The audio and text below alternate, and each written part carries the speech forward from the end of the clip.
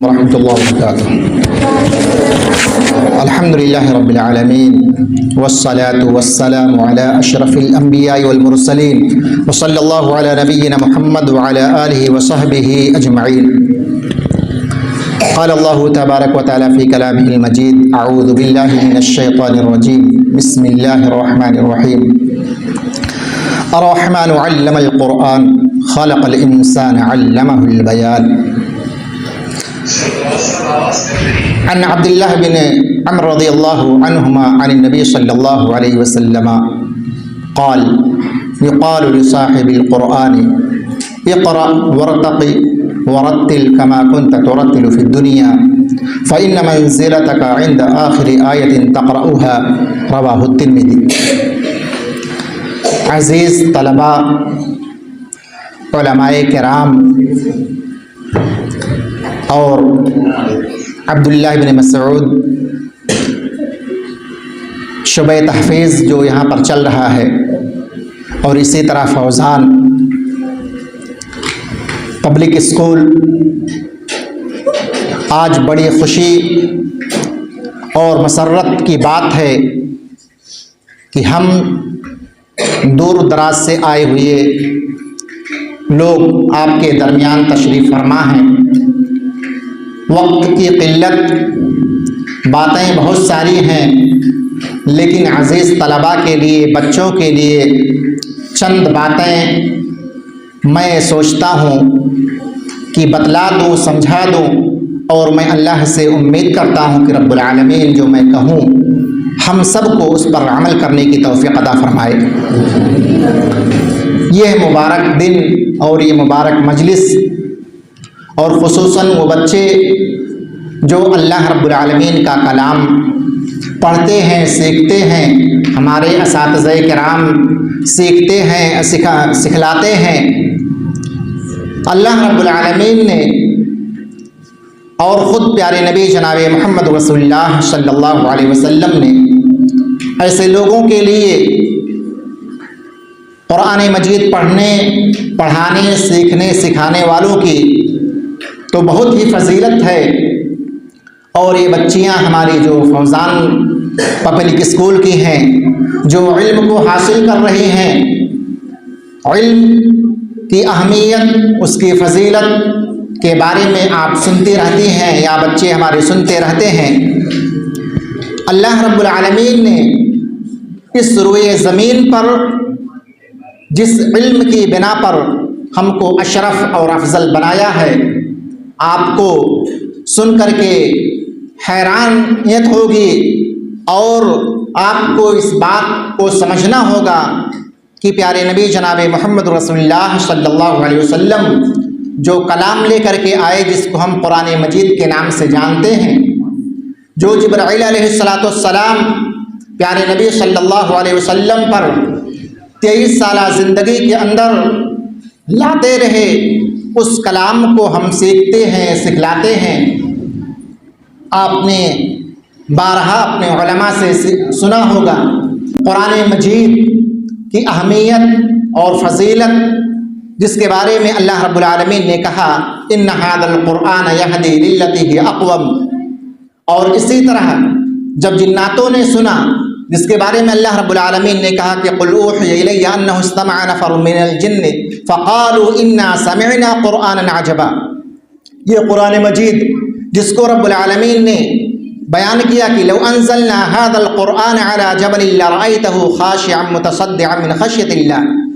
باتیں بہت لمبی ہیں، لیکن عزیز طلباء، خصوصاً وہ ہمارے بچے جو قرآن مجید کو سیکھتے ہیں، پڑھتے ہیں، پڑھاتے ہیں، ان کی فضیلت حدیث پاک کے اندر، اور جو میں نے اپنے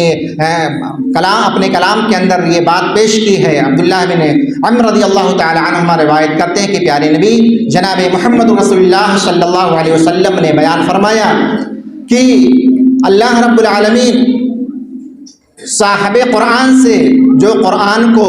یاد کیے ہیں، قرآن کو پڑھتے ہیں، ان سے کہے گا کہ پڑھتے جاؤ، چڑھتے جاؤ، اور یہی نہیں بلکہ اللہ رب العالمین پیارے نبی صلی اللہ علیہ وسلم آگے کہہ رہے ہیں کہ آپ پڑھتے جاؤ اور آپ کا مقام آخری منزل وہی ہے جہاں پر آپ کی آخری آیت، جتنی آیتیں آپ پڑھیں گے اتنا آپ کا مقام اونچا ہوتا جائے گا جس قدر آپ تلاوت کرتے ہیں۔ اور یہی نہیں بلکہ پیارے نبی جناب محمد رسول اللہ صلی اللہ علیہ وسلم نے صحیح روایت ہے، دنیا کے اندر تو فضیلت ہے ہی ہے، آخرت میں غزوہ احد کے موقع پر پیارے نبی صلی اللہ علیہ وسلم نے جب صحابہ جو لوگ شہید ہوئے تھے، جب ان کو اکٹھا دو لوگوں کو ایک قبر میں اتارنے کی بات آئی تو پیارے نبی صلی اللہ علیہ وسلم نے فوقیت اور فضیلت اور ان کو آگے کرنے کے لیے کہا جن کے سینوں میں قرآن محفوظ ہے، جو حافظ قرآن ہیں، جو قرآن کو سیکھنے والے تھے، جو قرآن کو پڑھنے پڑھانے والے تھے، تو یہ ہمارے دین کے اندر یہ حفاظ کرام کا یہ مقام ہے، جو لوگ سیکھتے ہیں سکھاتے ہیں۔ اور یہی نہیں، بہت ساری احادیث کے اندر پیارے نبی صلی اللہ علیہ وسلم نے قرآن کی تعلیم دے، سیکھنے سکھانے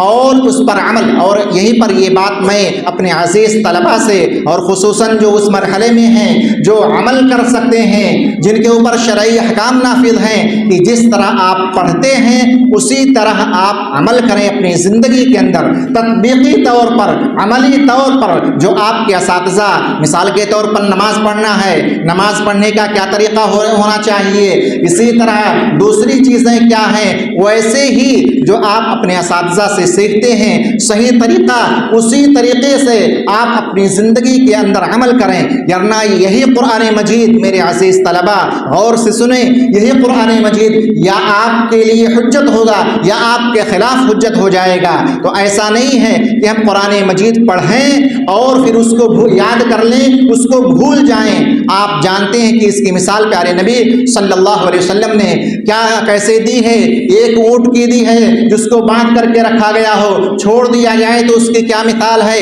لمبی تفصیل ہے اس کے اندر۔ تو جو چیزیں، جو قرآن مجید کی آیتیں، جو صورتیں آپ سیکھتے ہیں پڑھتے ہیں، اس کو ہمیشہ اس پر مدارسہ ہونا چاہیے، پڑھنا چاہیے، ہمیشہ پڑھتے رہیں۔